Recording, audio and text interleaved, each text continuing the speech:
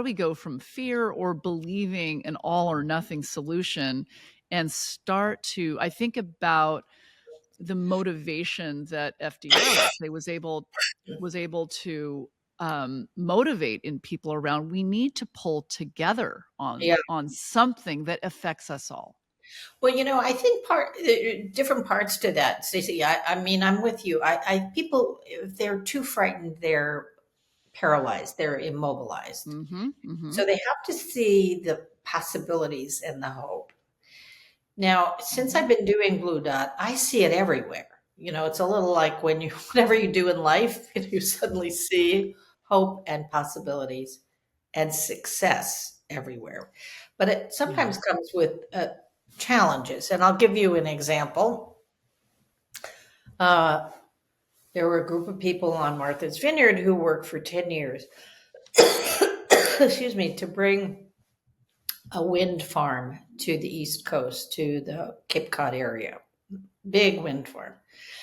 That meant working with the state government. It meant finding a company and encouraging them to apply. And anyway, that big wind farm now has the potential of providing energy for almost all of Massachusetts, 60, 70% renewable energy that will come on to, and maybe even beyond. But how did the fishermen feel? And they don't like the look of it. And it's disturbing nature.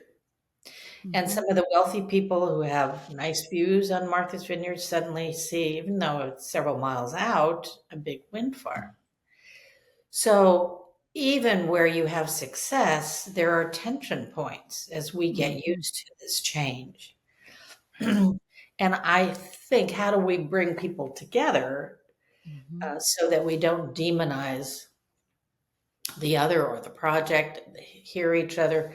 And that's the challenge. That's what I'm Mm-hmm. hoping to be able to do, whether it's on Martha's Vineyard or in Santa Barbara with the Sable oil problem. As you know, I'm very Mm-hmm. Yes. concerned about that. I don't, yeah.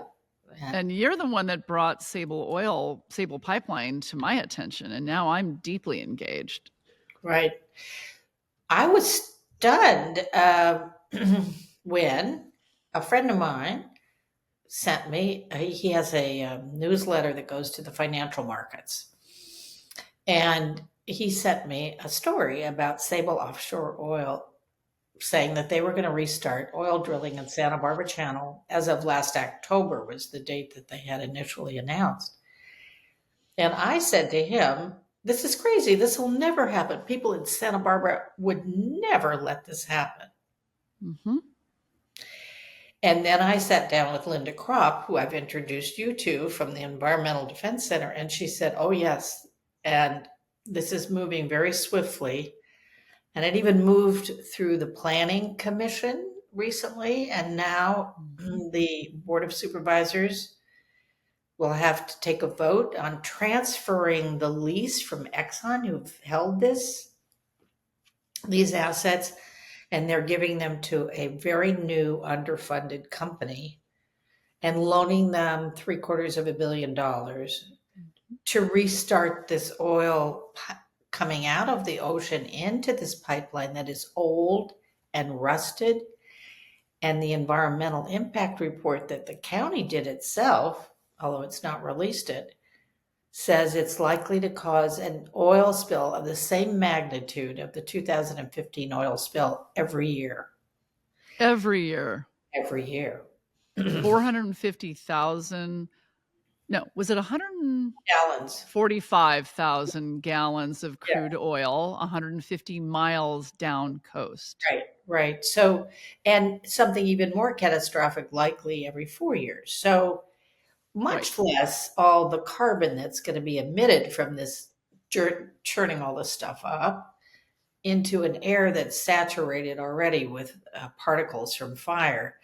It's just a health, financial, it's a disaster on all fronts. So I'm, now I'm diving in.